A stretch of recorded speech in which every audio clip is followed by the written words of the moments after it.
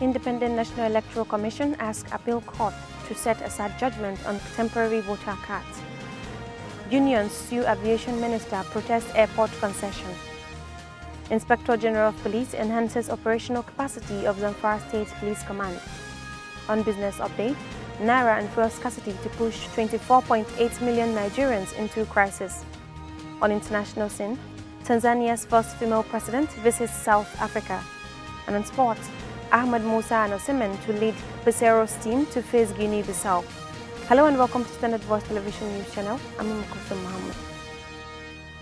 The Independent National Electoral Commission has approached the Court of Appeal, Abuja, asking the court to set aside the judgment of the Federal High Court, which ordered the Commission to allow electorate with temporary voter cards to vote in the governorship and state assembly elections billed for Saturday, March 18th. In the suit, the electoral body applied for an order of injunction against execution of the judgment delivered on March 9th, directing them to allow the respondents to use their temporary voter cards in lieu of the permanent voter cards for the 2023 general elections, pending the determination of its appeal. The Commission faulted the trial court for declaring that PVC was not mentioned in the Constitution or the Electoral Act as a condition to be allowed to vote, or as the only means a voter would be entitled to be verified, accredited and to vote. Aviation Workers Union have dragged the Minister of Aviation, Hadi Sirika, and the Federal Airports Authority of Nigeria, FAN, to court over the planned concession of major airports across the country. The Workers Union, comprising Air Transport Service Senior Staff Association of Nigeria, National Union of Air Transport Employees, Association of Nigeria Aviation Professionals, and the Nigerian Union of Pensioners, filed the suit on 14th March at the Lagos Division of the National Industrial Court through their lawyer Femi Falana of Falana and Falana Chambers. The workers are seeking an injunction from the court to restrain Sirika and FAN from privatizing the airport. The National Drug Law Enforcement Agency has assured candidates seeking to participate in its ongoing recruitment that efforts are ongoing to resolve the challenges applicants are currently facing. The agency's assurance is contained in a statement signed by its spokesman Femi Babafemi. The statement acknowledged technical glitches on NDLA's portal and said the agency was trying to make the process seamless. Barely hours after the online application portal was opened on Saturday, it began to experience glitches due to the heavy traffic of over 200,000 applicants trying to access the system. The Anti-Narcotics Agency urged applicants to be patient while the system completes synchronization to serve them better. The Inspector General of Police, Usman Al-Kali Baba, has enhanced the operational capacity of the Zamfara State Police Command through deployment of additional manpower. Operational vehicles, non-leather weapons, personal protective equipment and anti-riot equipment from Force Headquarters, Abuja, ahead of March 18, 2023 governorship and State House of Assembly elections. The State Commissioner of Police, CP Kolo Yusuf, while expressing appreciations to the IGP for his intervention to the command, also called on officers and men of the command to redouble their efforts and work towards achieving the mandate of conducting credible, fair and hate-free elections in the state. The CP also charged the general public to be law-abiding and desist from any act capable of causing unrest in the state, and at the same time continue to pray for peaceful conduct of the elections in the state and country in general. Over 120 Islamic schools operating in Zamfara State under the umbrella of Matawale religious organizations have endorsed Governor Bello Muhammad Matawale to continue for the second term as governor of the state. The organization made their position known while on a solidarity visit to the governor.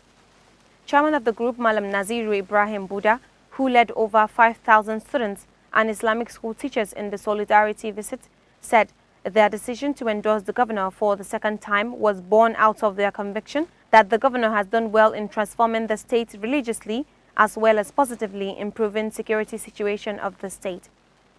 In his remarks, chairman of the occasion and grand patron of the Islamic organization, former deputy governor of Zamfara State, Malam Ibrahim Wakala Muhammad Liman, expressed confidence that Governor Bello Matawalle will deliver Zamfara State, considering his tremendous achievements in all areas of human interest and development. The Independent National Electoral Commission has distributed sensitive election materials for governorship and State House of Assembly elections in Kebbi State. Speaking to newsmen during the distribution of the materials at the Burning Kebbi branch of the Central Bank of Nigeria, the resident electoral commissioner Ahmad Bello Mahmoud stated that they were at the Central Bank to see all the sensitive materials, which include ballot papers, result sheets, and to also certify their completeness and then deploy them to the various local governments in the state. Mr. Ahmed stated that the distribution of sensitive election materials would start with the Kebbi South Senatorial District, followed by the Kebbi North Senatorial District, and lastly Kebbi Central Senatorial District because of the proximity. Kano State Governor Abdullahi Umar Ganduje has donated the sum of 250 million naira to victims of fire outbreak that engulfed Kurmi, Senga and Remi markets. The governor disclosed this at a special briefing with the marketers at Africa House Kano, a day after the governor paid sympathy visits to the markets. This was contained in a statement by the Chief Press Secretary to the governor, Abba Anwar. Governor Ganduje assured that the sum was already handed over to the committee for onward distribution to the affected victims. The Governing Council of Kaduna State University has appointed Samira Balarabe and Hawa Dalhat as the first female registrar and bursar of the institution respectively. The varsity spokesperson Adamu Bargo, while disclosing the development, said Mrs. Balarabe took over from Samuel Manshap on March 15th after his tenure came to an end, while Mrs. Dalhat took over from Ahmed Ibrahim and until her appointment as the immediate deputy bursar and headed the department as acting bursar. Now on business news.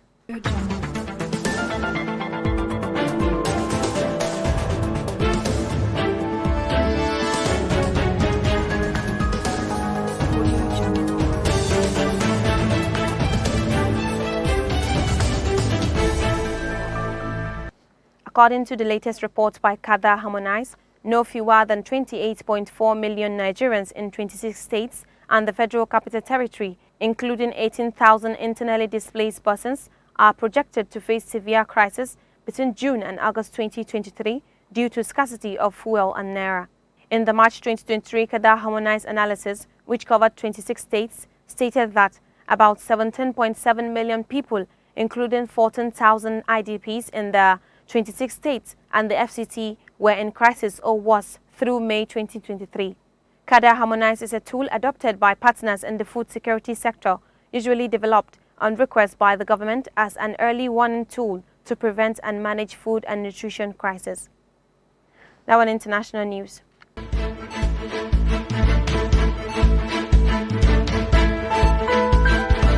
Audio Jungle.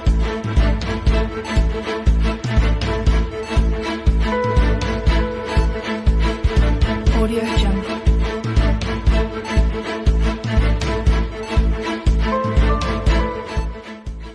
Tanzania's first female president, Samia Suluhu, met South Africa President Cyril Ramaphosa in the capital Pretoria, where her delegation of cabinet ministers discussed trade opportunities and possible agreements with their South African counterparts.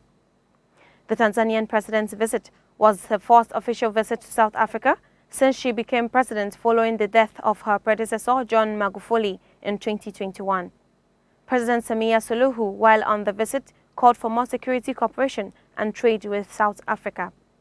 In response, the host president, Cyril Ramaphosa, said trade volumes between Tanzania and South Africa continue to increase but could be improved further.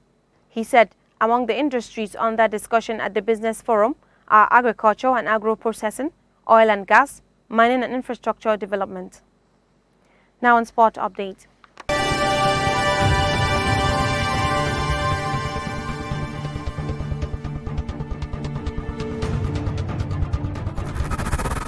Head coach of the Super Eagles, Jose Peseiro, has named a 23-man team ahead of this month's 2023 Africa Cup of Nations qualifying fixture against the Djurgårdens of Guinea-Bissau. The team leaders are Captain Ahmed Musa, informs forwards Victor Osimhen and Ademola Lookman. Nigeria and Guinea-Bissau will clash at the Moshood Abiola National Stadium, Abuja, 24th March, and then make it a second date at the Estadio 24 de Setembro in Bissau on March 27. That's all we have on news update for today, but before we go, a recap of the major headlines. Independent National Electoral Commission asks Appeal Court to set aside judgment on temporary voter cards. Unions sue Aviation Minister, protest airport concession.